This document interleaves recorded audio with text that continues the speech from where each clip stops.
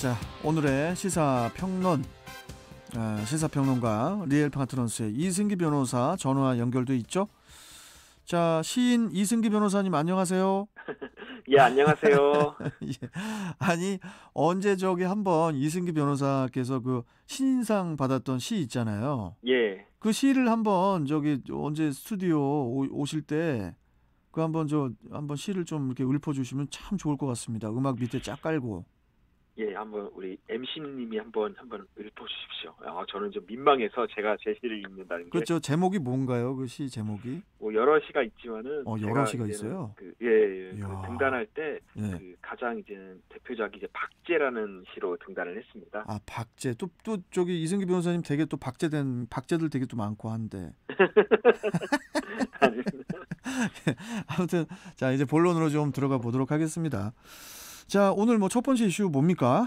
예, 첫 번째 이슈는 바이든 행정부 트럼프 지우기 돌입입니다. 네, 조 바이든 미국 대통령이 현지 시간으로 지난 20일 제46대 미국 대통령으로 이제 공식 취임을 했는데 취임식 후 대통령직 업무를 시작하면서 이날 서명한 행정명령이 15건인데 그 내용을 보면은 트럼프 전 대통령의 흔적 지우기에 나선 거 아니냐, 이런 평가가 또 많습니다. 좀 어떻습니까?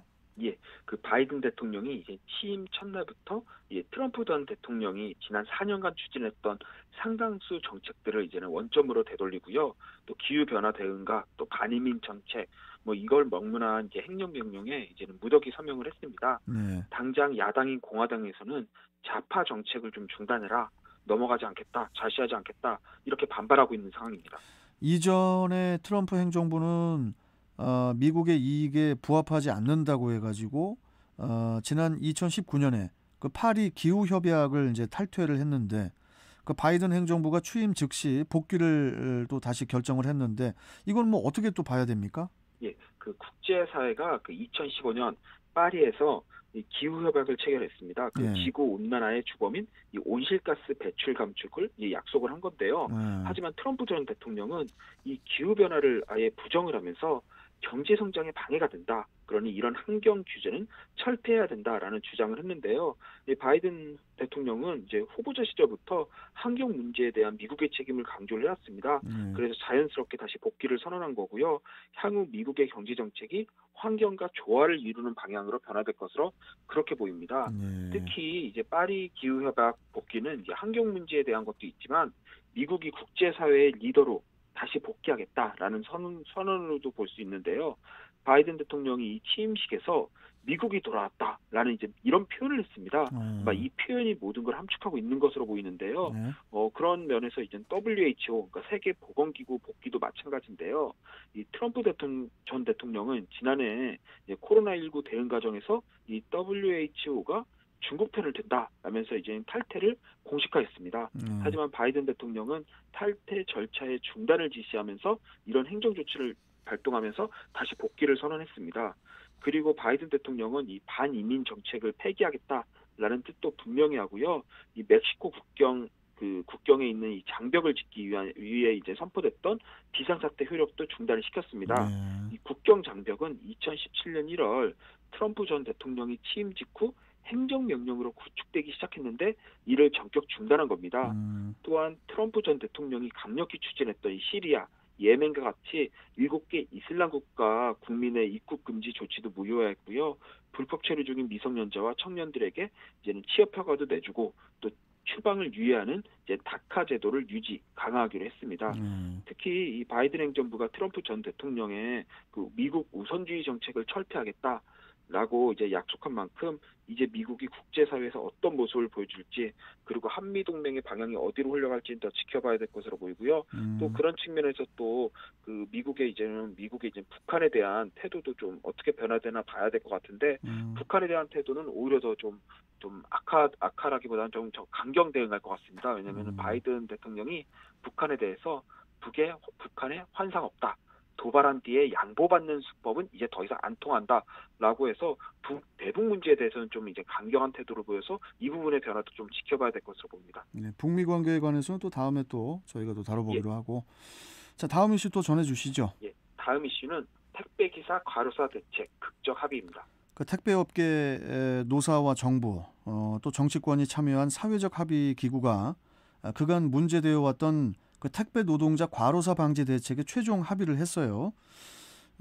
택배 분류 작업의 비용과 책임을 사측에 부담하기로 합의를 했다는데 구체적으로 어떤 내용인가요? 예, 간략히 말씀드리면은 어제 새벽 합의안이 도출됐는데요. 네. 합의안에서는 그 분류 작업을 택배 노동자의 기본 작업 범위에서 제외를 했습니다. 그리고 사측이 분류 작업 전담 인력을 투입하기로 했고요. 근로 시간을 60시간으로 제한하는 그래서 이런 내용이 담겼습니다. 이게 이제 전체적인 내용입니다. 예.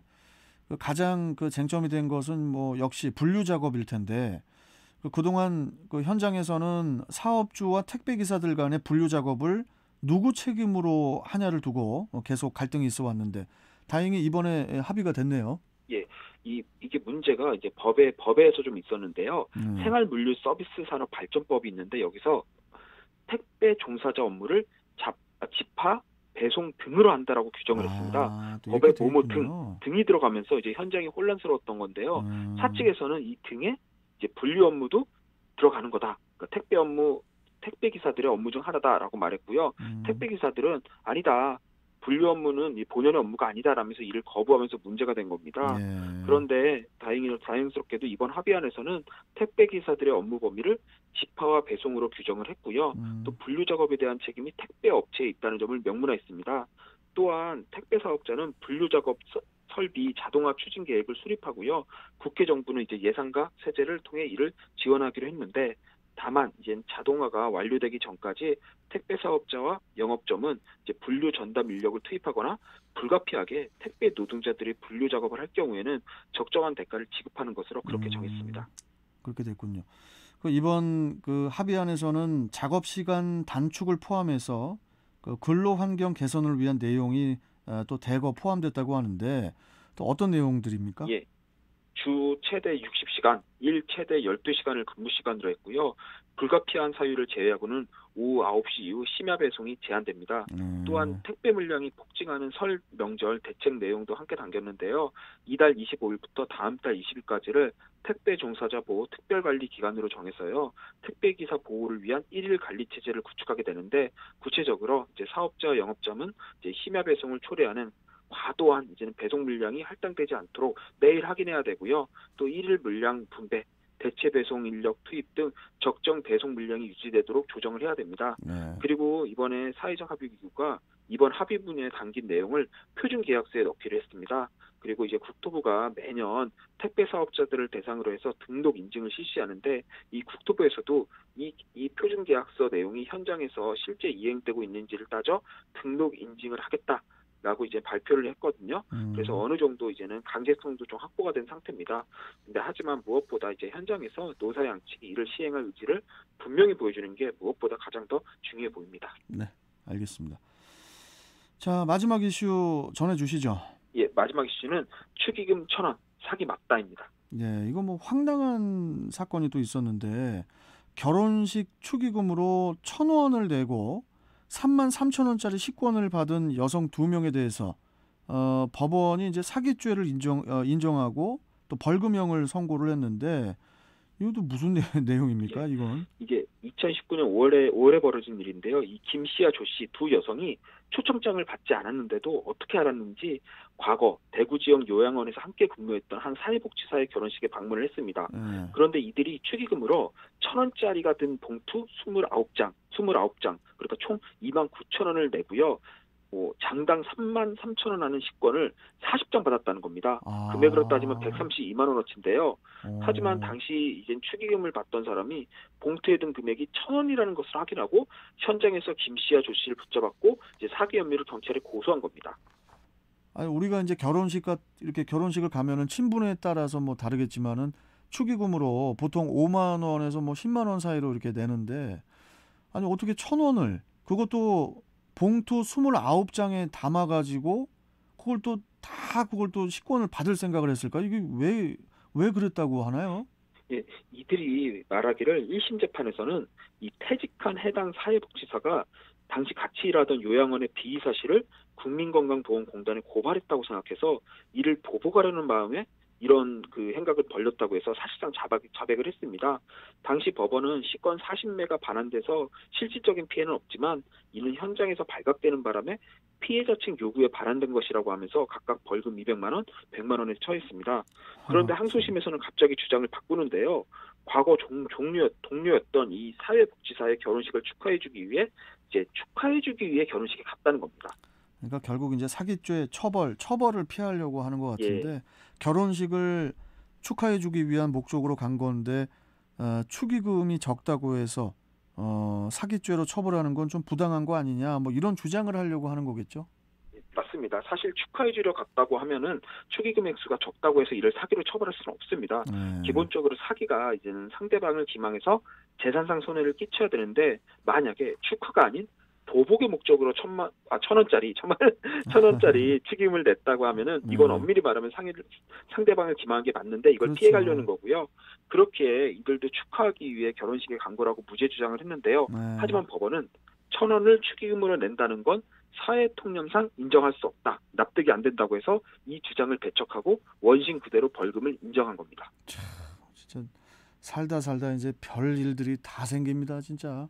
예. 자, 아무튼 뭐 오늘 말씀은 좀 여기까지 듣고 저는 또 월요일에 또 다시 뵙도록 하겠습니다. 고맙습니다. 예, 감사합니다. 네. 자, 시사평론가 리엘파트너스의 이승기 변호사와 함께 했습니다.